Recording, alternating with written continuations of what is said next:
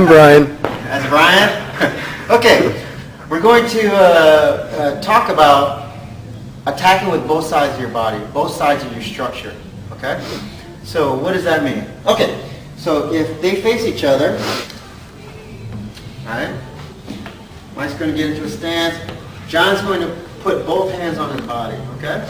So right here, so they can see. Just put your hands. Yeah. So, so John's job is to push Mike. Okay? Just like if you're going to push a heavy object, let's say like a car or something, right? You want to push with both sides of your body. That's your shoulder line. Okay? So he's got his body behind his elbows are in, right? Okay? So now, Mike's going to try to stand, but John's going to try to move his structure with his body using both sides. Okay, so push a little bit. Yeah, see? So, of course, this is easy, right? This is easy, okay? You guys understand that because he's using both hands. He's using both sides, okay? But a lot of the Wing Chun that I see people do when they only use one side, okay, like a punch or a tan or a bong sao, but they only use one side of their body, okay? Kind of like your Dan Chi, when you're practicing Dan Chi. This is one side, right? Okay, now put your right hand on his chest, okay? Right, so now he's using one side of his body. John is using one side. That's his right side, okay? Now, if he tries to push, okay, a little bit, but he turns this side off.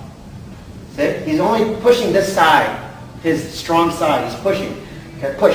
But see how his shoulders, his weak side, since he's not using it, it starts to swing away. Okay? He's pivoting, right? Because he's only concentrating on one side of his body. Okay? So now he's just reduced a lot of his power, and because he's turning, he's not facing Mike anymore. Okay? He might be able to do it, but he's going to end up having to rely a lot on his muscle. Okay? So this is not good, right? So what do I mean by using both sides? So if you're only using one side of your body, okay, you have to pretend like you're using both hands, okay?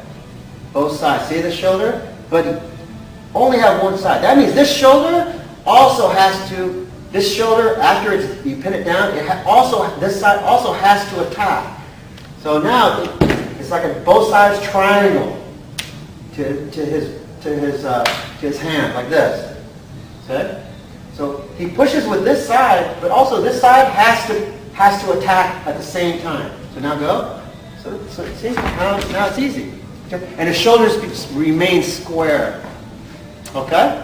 So you have to practice that, okay? So whenever you're doing your tan sao, right, but you're only focusing on one side, like your Silan Pao form, right? Then when you're doing this, or your Fuc sao, or your Bong sao, right, I'm only focusing one side. You can't turn this side off, because then what happens is, whenever you start to get pressure and you need to give back with your own body pressure, this side will start to swing. Okay? This is no good anymore. You have to, whenever you punch or you attack with half of your body, okay, the other side, this shoulder, I always also attack with both sides. So now it becomes like a triangle. It's very stable now. Okay? So when you're practicing, make sure that the other side is also attacking. Okay? Got it? Now, how do we strengthen? One exercise that I do to help strengthen that concept, okay, using both sides, is I do this. You can get a focus mitt or a pad, right? All I do is I get into I put my fist here like this, right? Then I get into a push-up. Okay? Now, I bring my elbows in as much as I can, and then I get all my body weight on top of my elbows, see? Okay? And then I bend my elbow a little bit, and then I just force all my weight behind on top of my elbows. Now all my weight is on my elbows, which goes straight into my hand. See? Okay? Got it? So this way. All right? And this will teach you to strengthen so that you learn to use both sides of your body like that, okay, to push behind your elbow. And also it develops the strength in the wrist so that it can hold your body, entire body pressure behind your punch, right? When you punch or when you put, whenever you do any movement, okay, it can hold your whole body power pressure behind the wrist, okay? So that's a good exercise. If I go like this and I start to bring my elbows out, this becomes like a normal push-up. Now I feel it in my shoulders and primarily in my shoulders and my chest. Okay, no more in my elbows. Okay, this is no good. That's how come, right? Like a regular push-up. Right. So now my shoulder has to work. I don't want to do that. Bring your elbows in. All right. Sprawl your feet apart. Then take your weight and bring it forward on top of your elbows, just like that. Okay.